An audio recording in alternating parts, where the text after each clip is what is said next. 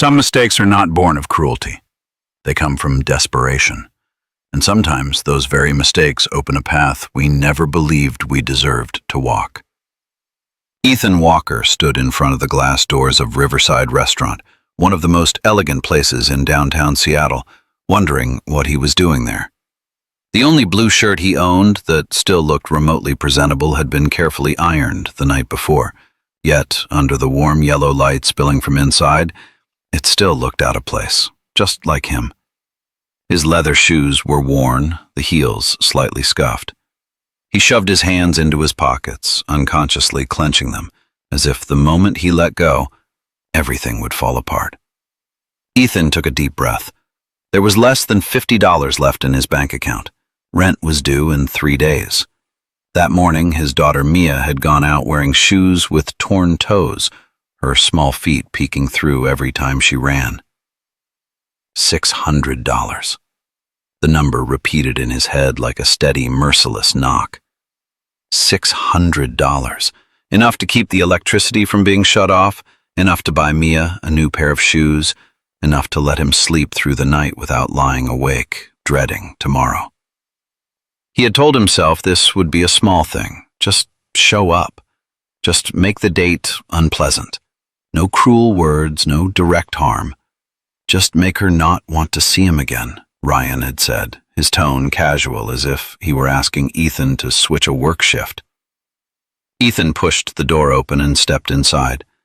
Soft jazz music drifted through the room, the faint clink of cutlery. Couples sat across from one another, leaning in under candlelight, sharing words meant only for two. Everything radiated a sense of belonging, a feeling Ethan had not touched in a very long time. The hostess led him past the tables and stopped at a quiet corner near the window. There, Lena Brooks was waiting. For a brief moment, Ethan froze. Lena looked nothing like the photo Ryan had shown him. Her light blonde hair fell softly over her shoulders. The deep red dress complemented her pale skin and her upright, self-possessed posture. Sitting in a specially adjusted chair, she held her phone in her hand, though her gaze was not truly focused on the screen. Before she looked up, Ethan caught a glimpse of something fragile on her face. Hope. Then Lena saw him. In just a few short seconds, Ethan witnessed a transformation he would never forget. Anticipation turned to surprise. Surprise turned to recognition. And finally, everything hardened into a sharp coldness that made his stomach tighten. "You're not the person I'm waiting for." Her voice was not loud, not harsh, but each word landed heavily, without needing emphasis. Ethan stopped short, one hand gripping the back of the chair, unsure whether to sit down or turn away. "No," he said quietly. "I'm not." Lena placed her phone on the table, slowly, deliberately. "I've seen his picture. His sister showed it to me." She looked up, her gaze steady. "So what is this?" A couple at the neighboring table glanced over.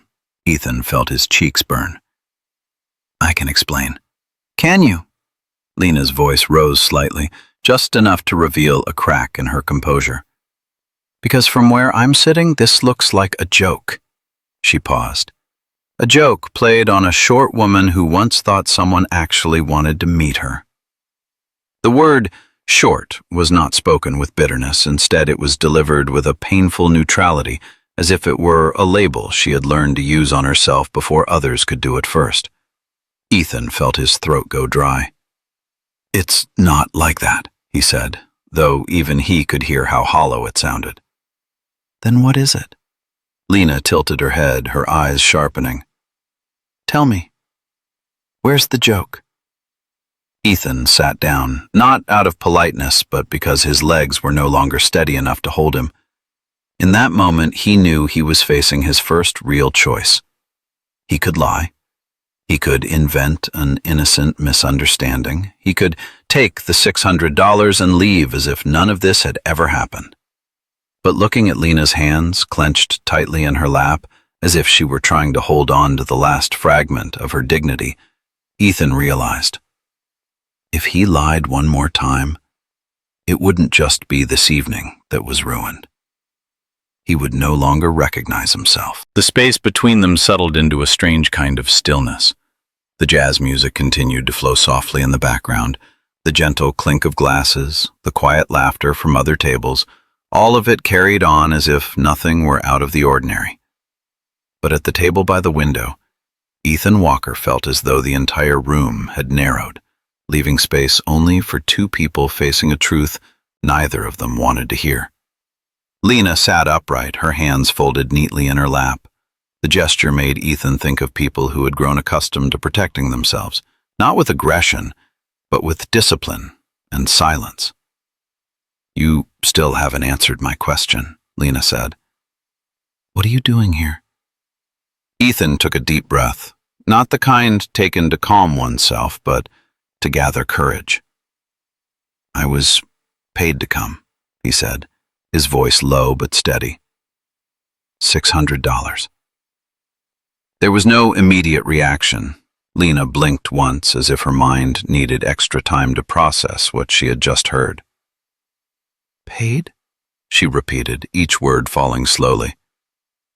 "To do what?" Ethan lowered his gaze to the tabletop. The dark wood grain suddenly appeared painfully sharp. "The man who was supposed to be sitting here, he didn't want to go on the date. So he paid me to take his place. The plan was to make tonight unpleasant, bad enough that you wouldn't want to see anyone again." The silence stretched. It wasn't heavy in a dramatic way. It was like the moment right after a glass falls, before one fully realizes that it is shattered. "So," Lena finally spoke, her tone frighteningly calm. "Someone decided that my time, my feelings, and my self-respect were worth $600. Ethan looked up. "It wasn't like that," he said quickly. "I never intended to mock you." "Oh?" Lena's lips curved, not into a smile. "Then what did you intend to do?" "I was just told to be boring, really dull." "So you would forget me?" "Forget?" She tilted her head. "Do you know what that sounds like?" Her voice remained even, but in her eyes was something unyielding. Not anger, but the clarity of someone who had heard too many excuses in her life. "Do you know what it feels like to spend your entire life proving that you deserve to be treated with kindness?" she asked. "To walk into a room knowing that before you even open your mouth, someone has already decided you're a joke?" Ethan didn't answer right away, because the most honest answer was that he didn't know. "I've heard it all," Lena continued. "The harmless jokes, the curious stares, the fake compliments. I've been abandoned in the middle of a date, secretly photographed. I've discovered I was the subject of bets between men who thought I wasn't real enough to be hurt." Her voice trembled slightly, just for a fraction of a second, but Lena immediately stopped, took a deep breath as if she refused to allow herself to be vulnerable for too long. I haven't dated for 2 years, she said, because I'm tired of wondering whether the person across from me is seeing me or only seeing what makes me different." A cold sensation spread through Ethan's chest. "Tonight," Lena slowed her words, "for the first time in a long while, I thought maybe this time would be different." She picked up her purse, pulled out her wallet, and placed it on the table. "Congratulations," she said. "You've completed your job." "I don't want the money," Ethan said, rising abruptly. "I don't want anything from you." "Of course you don't." Lena stood as well, her movements decisive.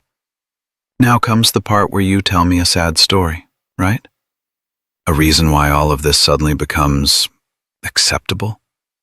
Ethan hesitated for a moment, then he told the truth. I have a daughter, he said. She's 7. Lena stopped.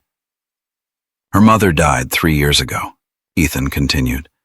A rare illness. We sold everything, borrowed from everywhere. I have $47 left in my account.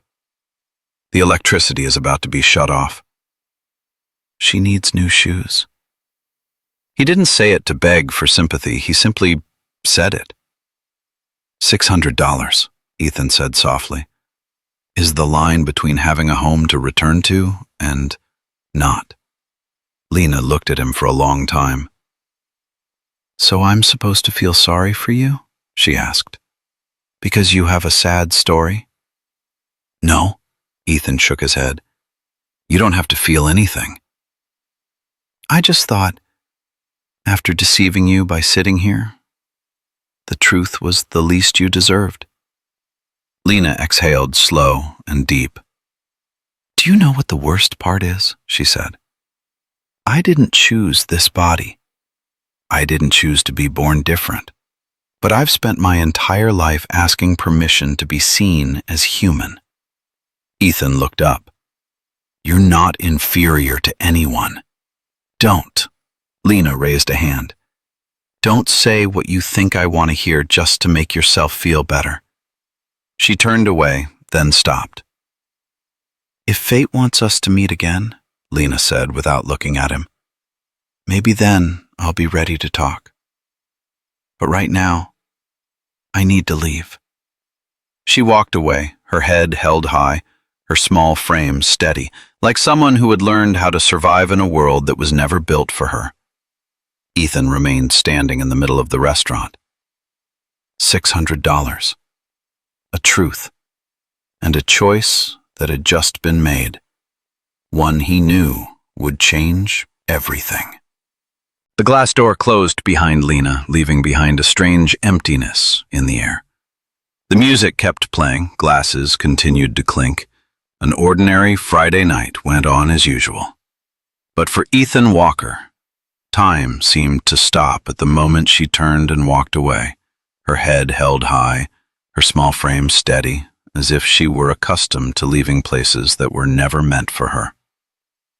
Sir, would you like to order? The waiter's voice pulled Ethan back. He shook his head. No, he said. I'm leaving. As he stepped out of the restaurant, the March wind slammed into his chest, cold and sharp. The blue shirt, the one he had carefully preserved as a fragile symbol of decency, was not thick enough to fend off the chill. Ethan walked a few steps, then stopped on the sidewalk and took a deep breath. Maybe it was the wind that made his eyes sting. Or maybe it was something else. The next morning, Ethan drove his aging sedan to the office complex where Ryan Cole worked.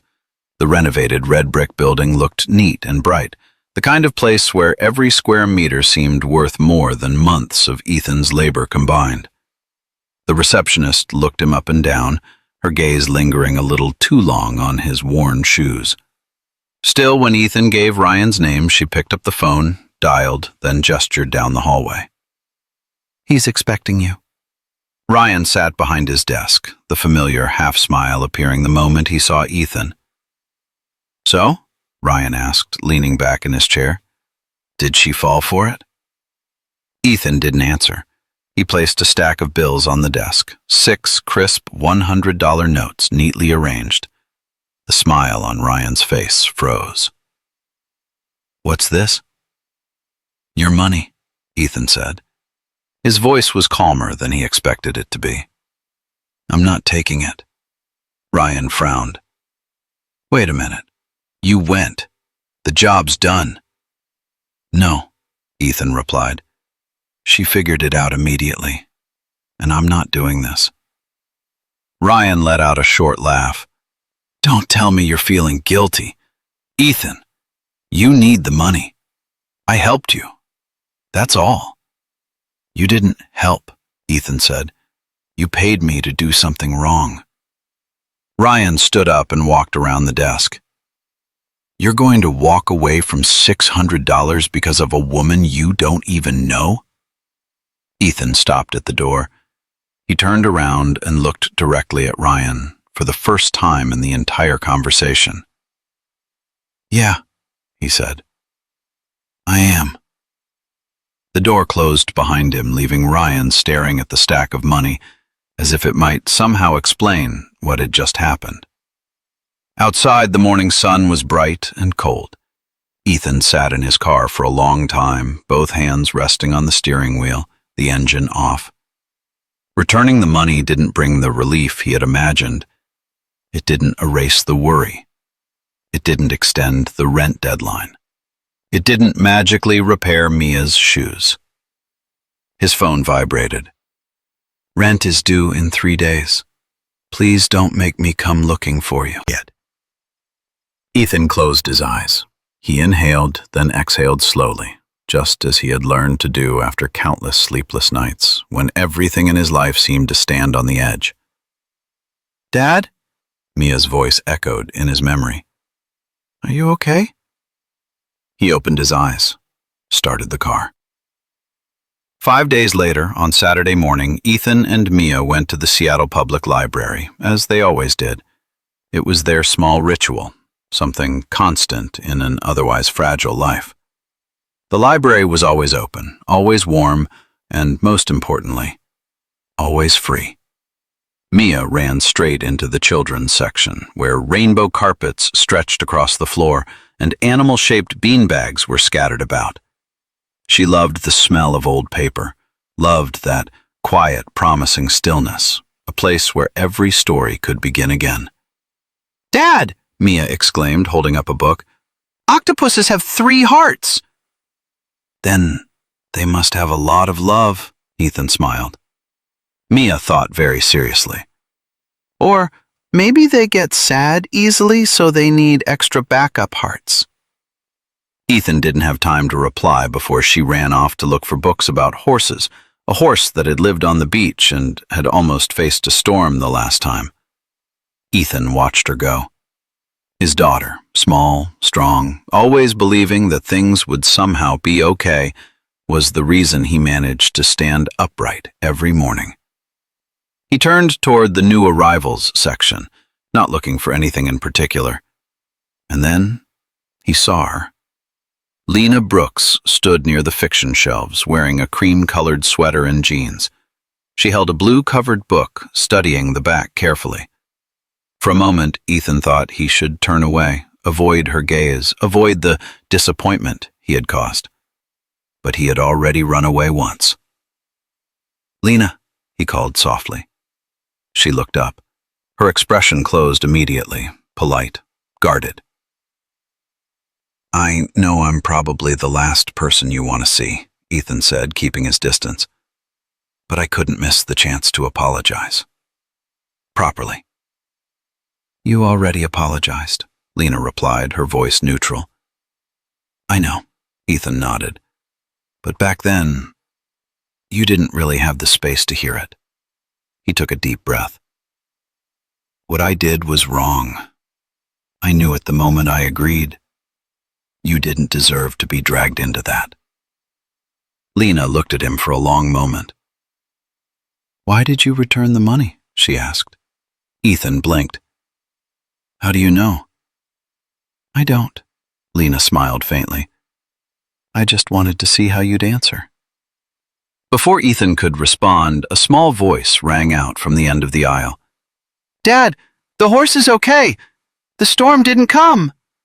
Mia ran over, stopping when she noticed Lena. She looked at her with open, unguarded curiosity. "Hello," Mia said. "You're small like me." Ethan froze, but Lena didn't. She bent down and smiled, a genuine smile. "That's right," she said. "I'm just grown up." Mia nodded, completely satisfied. "Then you must have magic." Lena laughed, a surprised, clear laugh, and Ethan understood that here, among bookshelves and rainbow carpets, something might be beginning. Not forgiveness, but a chance. The library had a kind of light all its own. Not stage lighting, not the kind that tried to make anyone look better than they were, It was light that was gentle enough that no one needed to hide anything, quiet enough for thoughts that had long been pushed aside to return. Lena stood there, facing Mia, a 7-year-old child with wide, clear eyes, looking at her as if she were something entirely ordinary. Not overly curious, not avoiding her. No questions carried any hint of harm. "Do you have magic?" Mia asked, her voice full of hope, as if magic were something obvious, simply waiting for adults to admit it. Lena laughed. A short, unexpected laugh, but a real one. "I wish I did," she said, "but I'm just a person who isn't as tall as others." "Oh," Mia nodded, accepting the answer immediately. "My dad is different, too. His back hurts a lot, and sometimes he cries in the kitchen."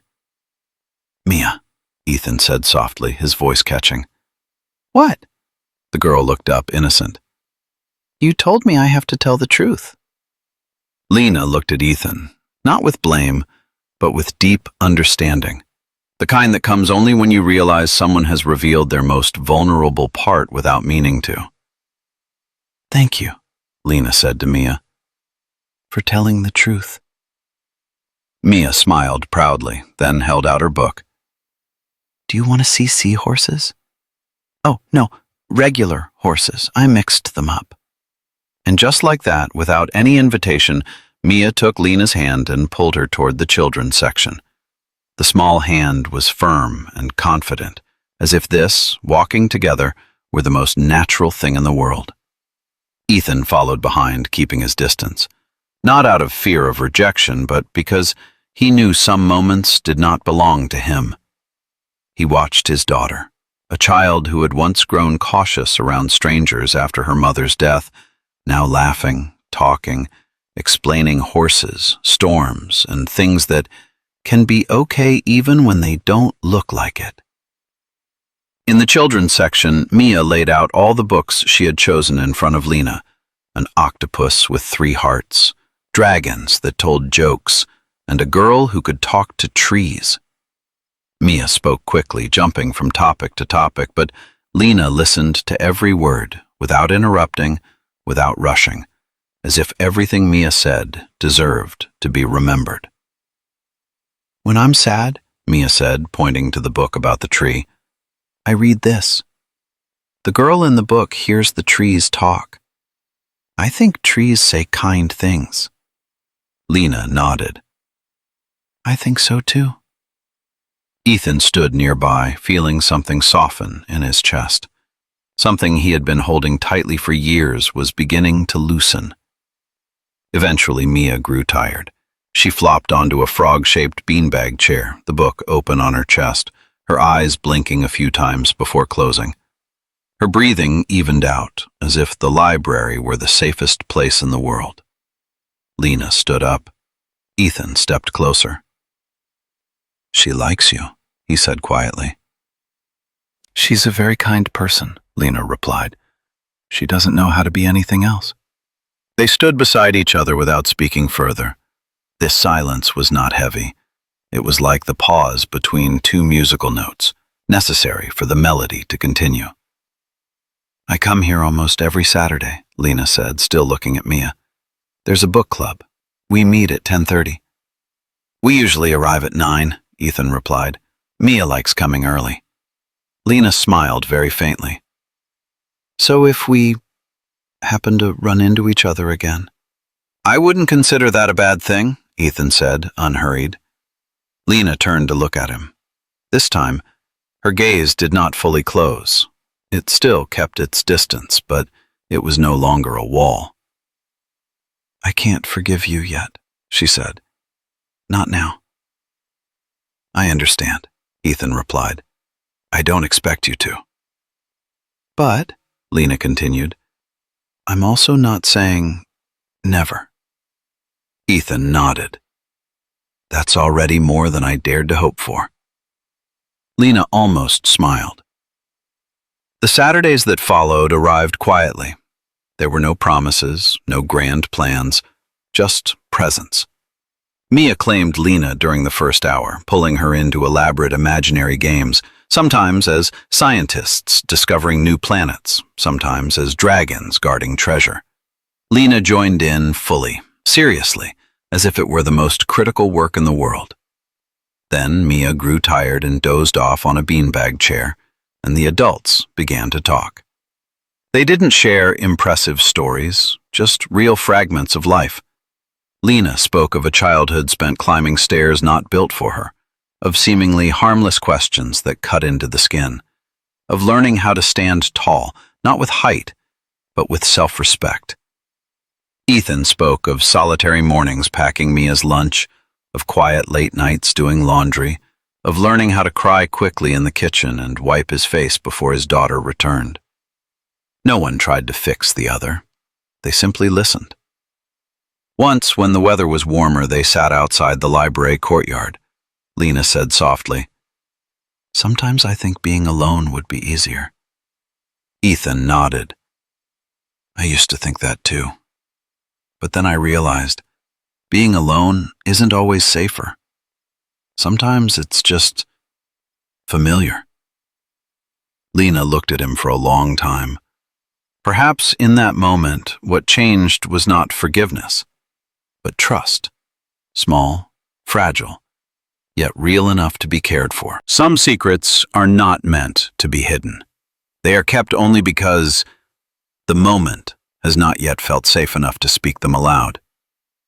One early summer evening, Lena invited Ethan and Mia to her apartment. It wasn't a formal invitation, nor did it carry the weight of a milestone. Just a gentle remark after the library. "If you're free, I'll cook dinner." The apartment was in a renovated building near downtown Seattle. High ceilings, large windows, natural light pouring in without restraint. Everything was arranged with care, not to impress, but for ease. The kitchen counter was lower than usual. The door handles were adjusted. The furniture fit Lena's body perfectly, never forcing her to reach or maneuver around it. "Your place looks like something out of a movie," Mia said, slipping off her shoes while looking around. Lena smiled. "I designed it so I wouldn't have to fight small things every day."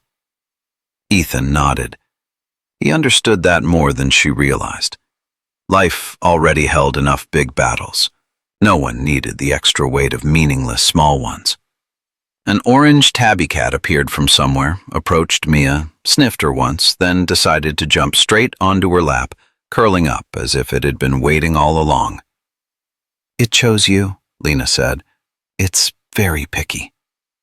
Mia whispered with solemn reverence, "I think it has magic." Dinner unfolded slowly. Homemade pasta, sauce cooked patiently. Mia helped stir, taste, and comment non-stop. When the animated movie started, she fell asleep on the couch, the tabby resting neatly on her chest, both breathing in a steady rhythm. Ethan and Lena sat in the kitchen, each with a cup of tea. There was no need to fill the silence. This silence had become familiar, a rare kind of intimacy. "There's something I need to tell you," Lena said. Her voice was lower than usual. Ethan looked up. "I'm listening." "Brooks isn't my birth surname," she said. "I changed my name." Ethan didn't interrupt. He simply set his cup down. "My birth name is Lena Hayes," she continued. "My father is Thomas Hayes." The name needed no explanation. It appeared in newspapers, on wealth rankings, and in discussions of power and money. Ethan remained silent. "He's very wealthy," Lena went on, as if describing the weather, "and very well known." "So, why?" Ethan asked, his tone unchanged. "Why did I change my name?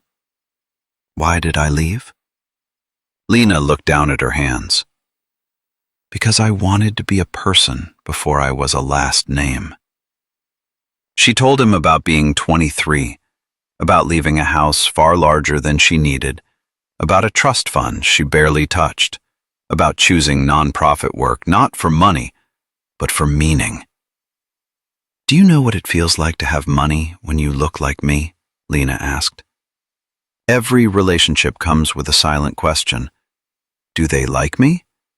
Or do they like what I have? Ethan thought of the evening at Riverside Restaurant. Thought of $600. Thought of himself.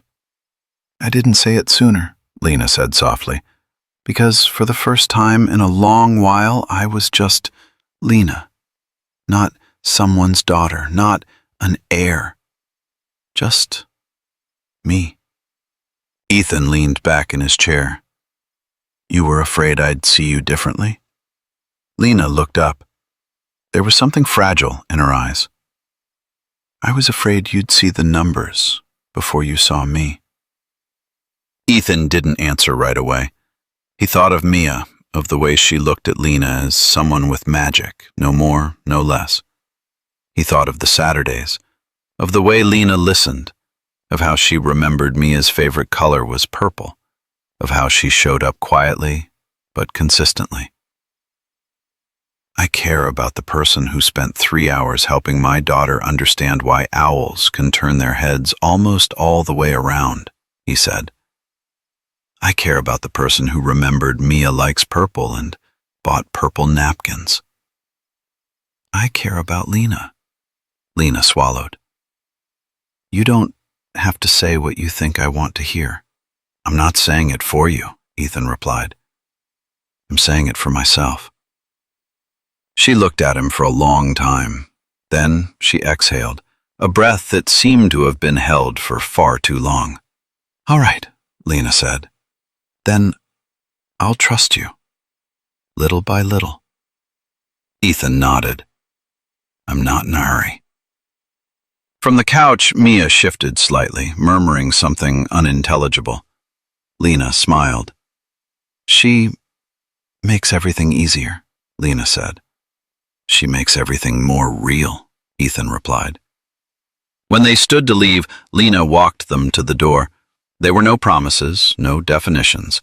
But when the door closed behind them, something had changed.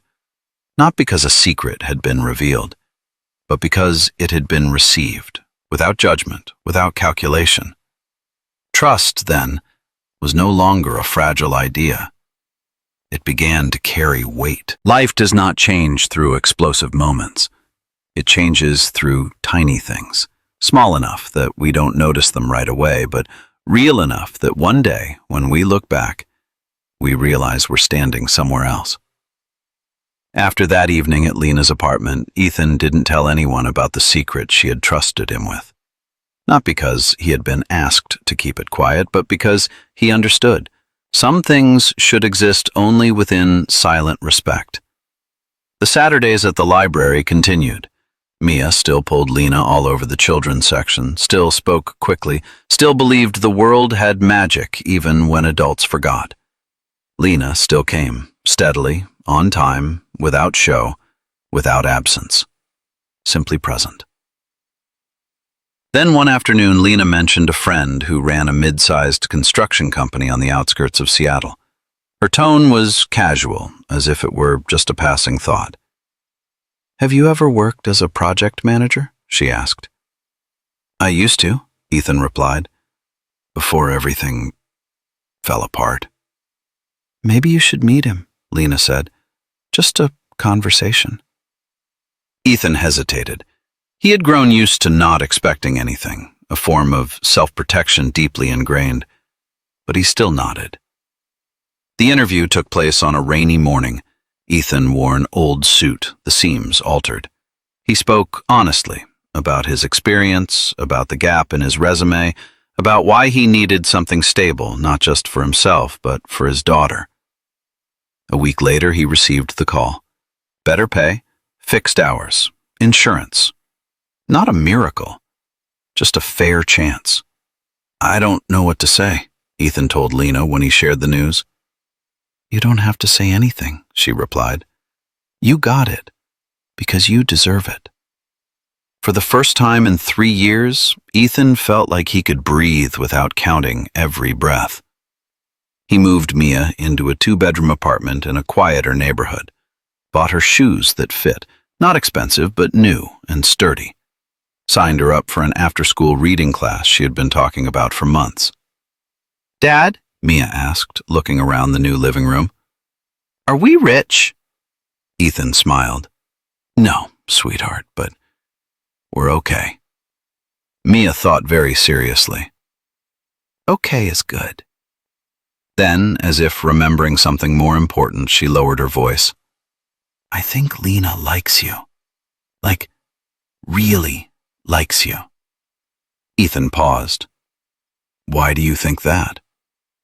"Because when you're not looking, she looks at you," Mia said. "Like a princess looking at a prince in my books." Ethan didn't respond. But that night, when the apartment was quiet, he lay awake staring at the ceiling for a long time. He thought about Lena, how she listened, how she never tried to fix him, just stayed, how she showed up when Mia had a fever, bringing soup and ginger, asking very little. And at the same time, fear rose. The last time he had loved someone, he had lost her. That pain wasn't loud. It settled, deep, persistent, like an old ache that flared now and then to remind him. Don't love too much. Lena deserved someone without those fractures. Or at least, that was what Ethan told himself. Autumn arrived early that year. Leaves turned yellow, then red. Mia started second grade, bringing home small stories every day about new friends, new books, about a world opening up before her. And every Saturday they returned to the library. One morning at the end of October, the sunlight was sharp and clear. Mia discovered a new book series and dragged Lena over to examine each volume. Ethan stood at a distance, watching the two of them, the child speaking with her whole body, the woman listening with her whole being. Something settled inside him. Later, when Mia fell asleep on a beanbag chair, a book about wolves left unfinished on her chest, Ethan and Lena sat closer than usual. Their shoulders nearly touched.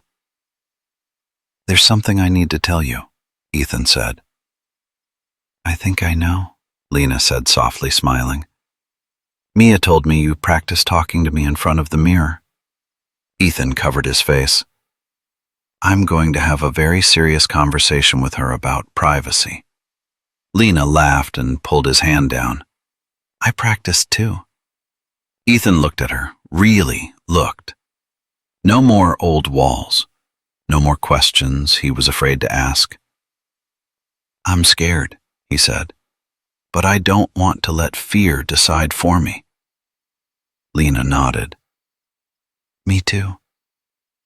The distance between them disappeared naturally. No rush, no urgency. The first kiss was light and slow, like a whispered promise that they would be careful with each other. From the corner of the room, a triumphant voice rang out. "I knew it!" Mia stood there, hands on her hips. "Dad and Lena are in love!" Ethan laughed. So did Lena. And in that moment, Ethan understood. Loving again doesn't mean forgetting the past. It means embracing it. It simply means not letting the past take away the future. Some moments are not loud, yet they hold the power to shape an entire future. They usually arrive when we find ourselves standing before a door, knowing that once it is opened, we can no longer pretend we haven't seen what lies inside. 2 weeks after their first kiss at the library, Lena told Ethan that she wanted him to meet her father. She said it on a quiet afternoon while Mia was scribbling at the kitchen table. Purple cats, houses with heart-shaped windows. Lena's voice was calm, but Ethan noticed her hand tighten slightly around her cup. "You don't have to," Lena said quickly. "I understand if you're not ready. My father isn't easy." Ethan looked at Mia, then at Lena. He knew he could step back, he could delay, but if he did, everything they had built, piece by piece, would remain outside that door. "I want to," Ethan said. "If we're doing this, I want to know what I'm stepping into." Lena exhaled, as if setting down a burden. "Thank you." They went to Thomas Hayes's house on a Saturday afternoon. Mia stayed with her grandparents, one of the rare times Ethan and Lena had time alone. The road leading to the property was wide, lined with carefully trimmed trees, and the house appeared grand without being ostentatious. Ethan tightened his grip on the steering wheel. He thought of his own two-bedroom apartment, warm enough, quiet enough. The distance between these two worlds was undeniable. Thomas Hayes opened the door. He wasn't wearing a suit, just a simple shirt, sleeves rolled up, silver hair, sharp eyes, but not cold. "You must be Ethan," he said, extending his hand. "I'm Thomas." The handshake was firm, brief. Not warm, but not dismissive either.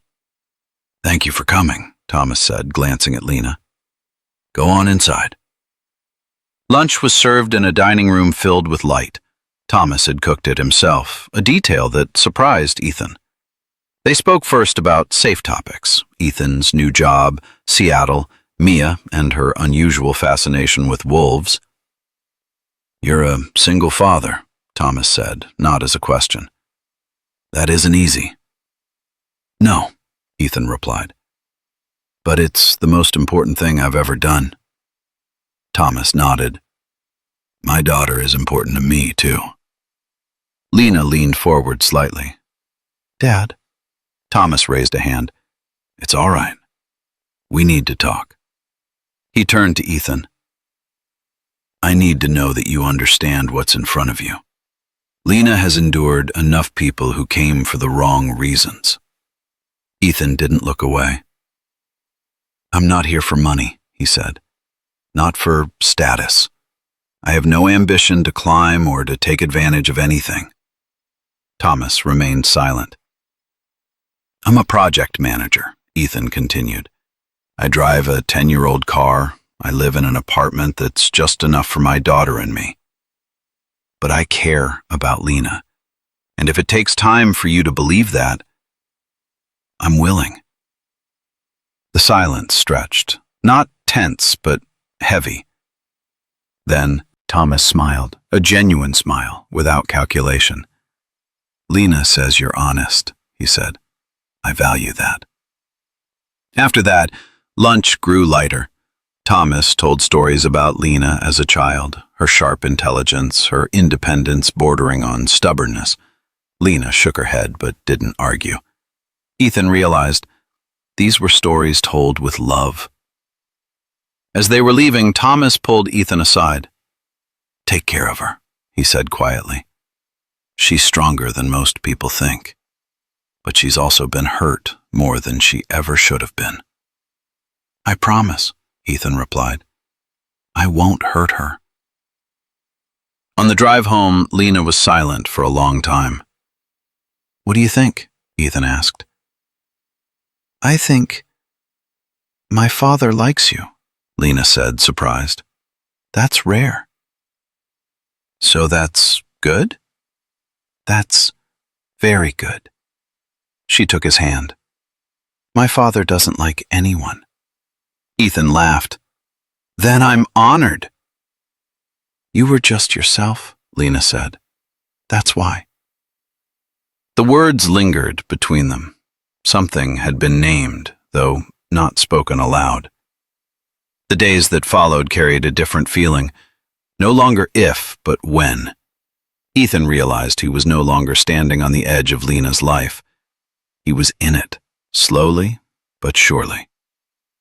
One evening, after Mia had fallen asleep, Lena said softly, "I think I love you."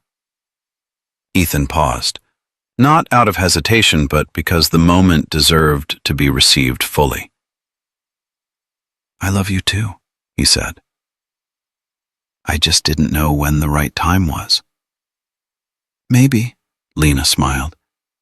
"The right time is when we're brave enough to say it." Ethan looked at her, the woman who had seen him at his worst and chose to stay. "I love you," he said, this time without fear. Lena leaned into him. Somewhere in the city, Mia was sleeping peacefully, dreaming of purple cats and magic. And Ethan understood. The door had opened. Not to forget the past, but to step into a future that had been chosen carefully, honestly, and full of hope. Some places remain unchanged over time. They simply wait quietly for us to return once we have become someone else. That winter arrived early. Seattle wrapped itself in its familiar gray, a fine mist of rain settling over the morning streets. But inside Ethan's small apartment, the air felt warmer than ever. Not because of the heater, but because life had found its rhythm again. Mia grew quickly during those months. She grew used to having Lena around, not as a replacement, not as someone taking a place, but simply as a presence. Lena never tried to become a mother.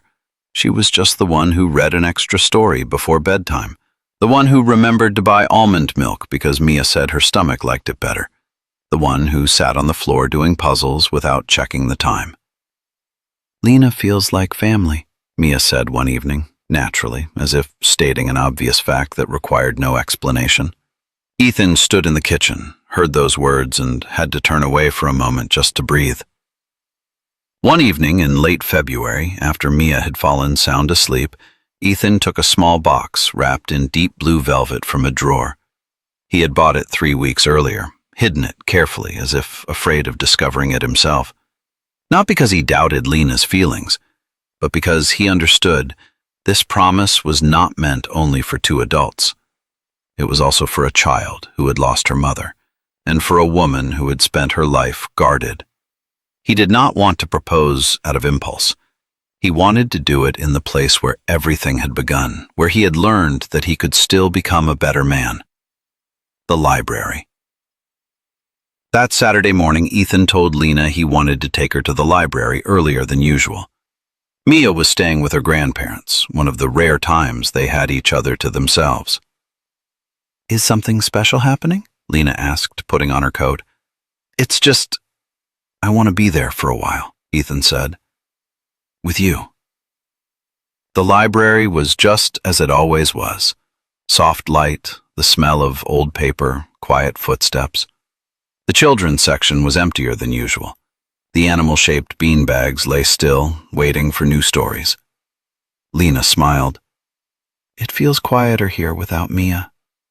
"Yeah," Ethan said, "but also a little empty." They stopped in the middle of the rainbow carpet. Ethan stood there for a moment as if searching for words.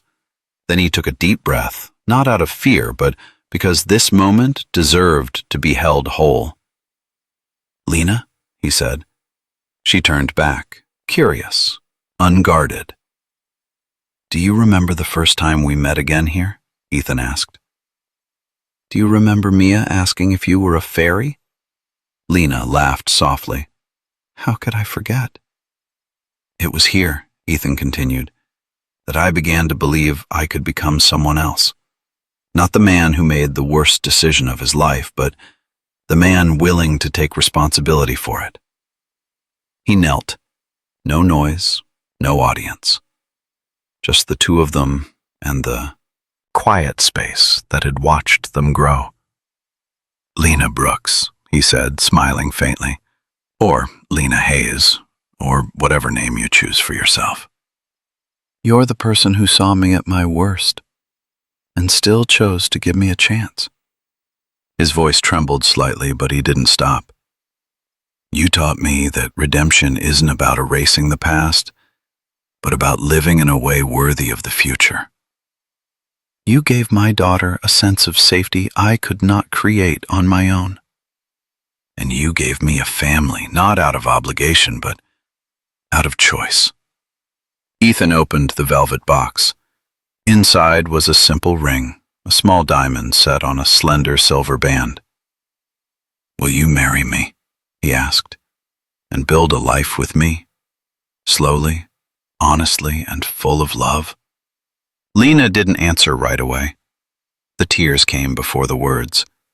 She raised a hand to her mouth, then nodded again and again, as if afraid that if she hesitated even a second, the moment would disappear. Yes, She said, her voice breaking. yes, of course. Yes. When Ethan slipped the ring onto her finger, everything grew very still. Not the silence of emptiness, but the quiet of something that had found its place. How is Mia going to react? Lena asked, smiling through tears. She helped me choose the ring, Ethan confessed.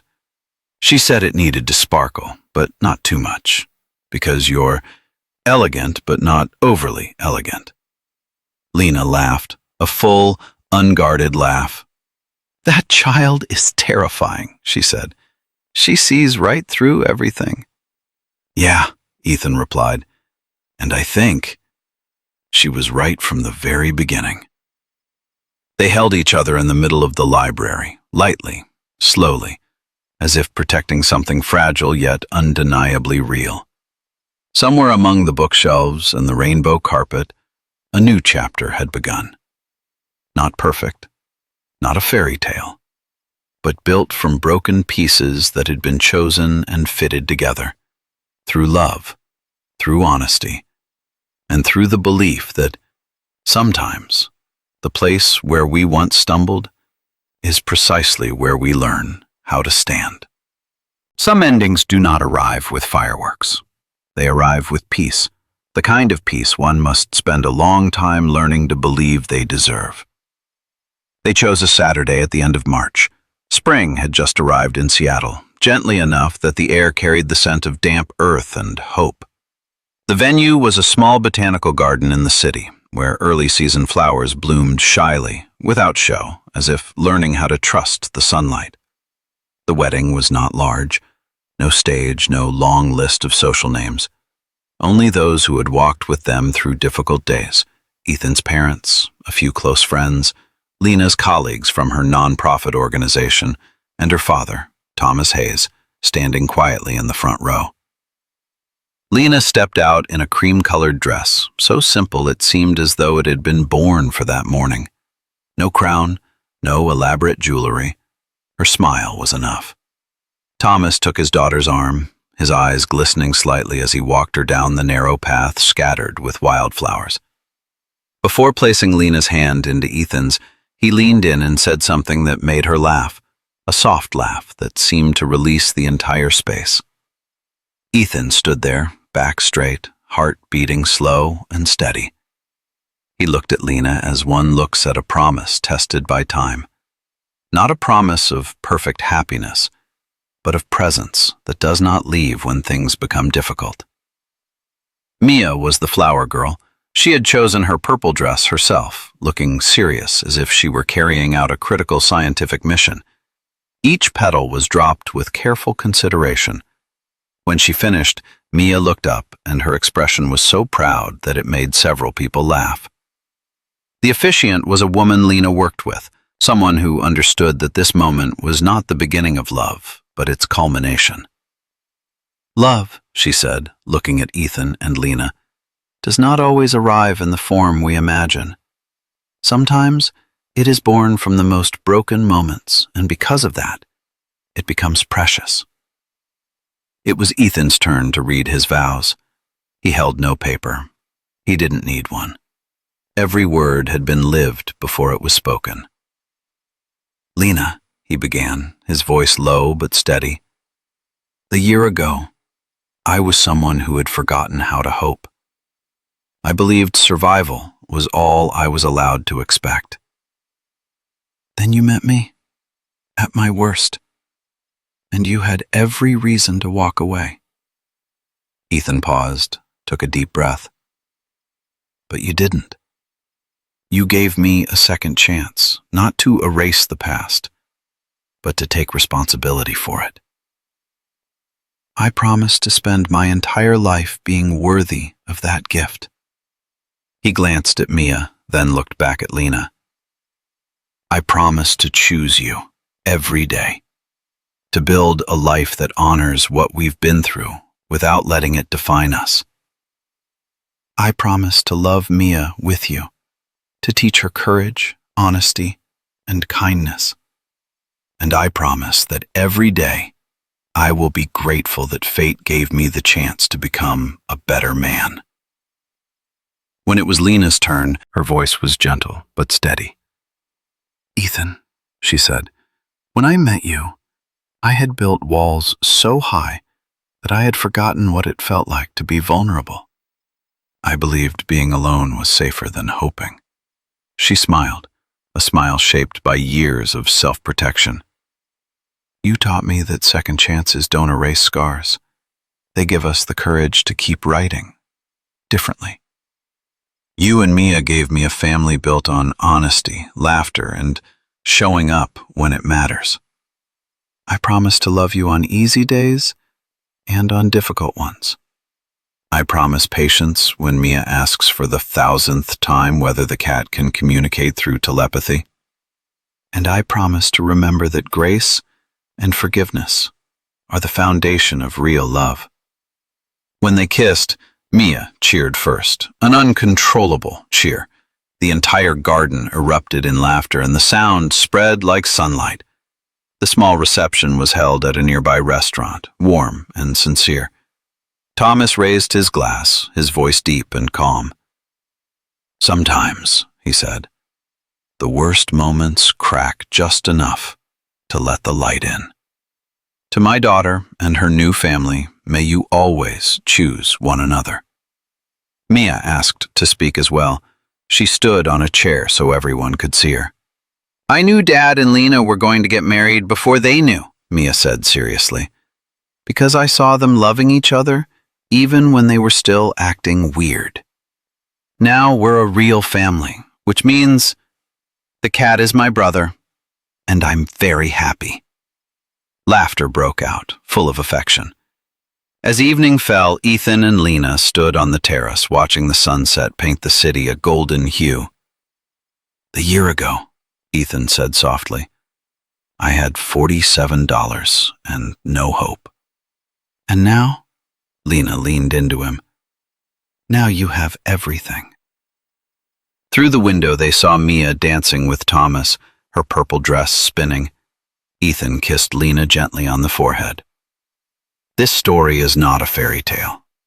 It is better, because it was built from broken pieces that were chosen, fitted together to form a family that knows how to stay, how to make things right, and how to love one another in truth. Ethan Walker's life did not change simply because he married Lena. It changed because from that moment on, he stopped running from the person he once was. Spring passed slowly. Seattle mornings were still rainy, but no longer carried the weight they once did. In the small apartment, sunlight streamed through the window, falling across the dining table where 3 people sat together. Not perfect, not loud, but whole. Mia called Lena Mom for the first time on a very ordinary afternoon. There was no ceremony, no prepared moment. She just needed help tying her shoelaces, looked up and said, Mom, I can't do it. Lena froze for a fraction of a second, enough for Ethan to notice, but not enough to interrupt the moment. She knelt and helped Mia, her voice steady. All right, sweetheart. After Mia ran off, Lena stood still for a long time. Ethan didn't ask anything. He simply placed his hand over hers. Some things don't need explanation. They only need permission to exist. Ethan kept working hard. Life didn't suddenly become easy. There were tiring days, evenings when he came home late, his back aching, his mind spinning with responsibility. But now, when he opened the door, he wasn't stepping into emptiness. He was stepping into a home where someone was waiting for him. Not always laughter, sometimes a warm silence, the kind that only exists when you no longer have to pretend to be strong. One night, after Mia had fallen asleep, Ethan and Lena sat side by side on the sofa. On the table lay the old book Ethan used to read to Mia at the library, the one about the girl who could talk to trees. Do you ever think, Lena asked softly, that if you hadn't agreed that day, everything would be different? Ethan thought for a moment. Maybe, he said. But I also think, without that mistake, I would never have forced myself to look directly at the person I had become. Lena nodded. Mistakes don't create us, she said, but how we face them does. Ethan turned to look at her, the woman who had every reason to shut the door in his face, yet chose to open it just a crack, enough for light to enter. Sometimes Ethan thought about that night at Riverside Restaurant, about the blue shirt, about $600, about Lena's eyes when she realized she had been deceived. The memory didn't disappear. It didn't need to. It was there to remind him that becoming a good person isn't something you declare. It's something you practice every day. Once, Mia asked, Dad, do you regret it? Regret what? Ethan asked. The things that made you sad, she said very seriously. Ethan thought for a moment, then shook his head. I don't regret learning how to do the right thing, he replied. I just wish I'd learned sooner. Mia nodded, satisfied. That's okay. Now you know. Children have an extraordinary ability to forgive, not because they forget quickly, but because they see the person before they see the mistake. If someone were to ask Ethan what saved him, he wouldn't say love, he wouldn't say money, he wouldn't say luck. He would say a second chance, and the courage not to waste it. Because not everyone is given that chance, and not everyone is brave enough to change when it arrives. Some stories don't teach us how to be perfect. They teach us this. The worst thing you've ever done does not have to be the end. Sometimes, it's just a comma where the story turns in a different direction. Redemption doesn't erase the past. It proves that the future is still worth choosing. If this story touched you, if you've ever needed a second chance or ever been the one to give it to someone, know that you are not alone. Like the video if it brought you comfort. Please share it with someone who needs hope today. And leave a comment because every story you tell can be a light for someone else. Don't forget to subscribe to Deep Life Tales, where imperfect lives remind us that healing is real, dignity always matters, and it's never too late to become the person you once wished you could be. Thank you for being here. Thank you for believing.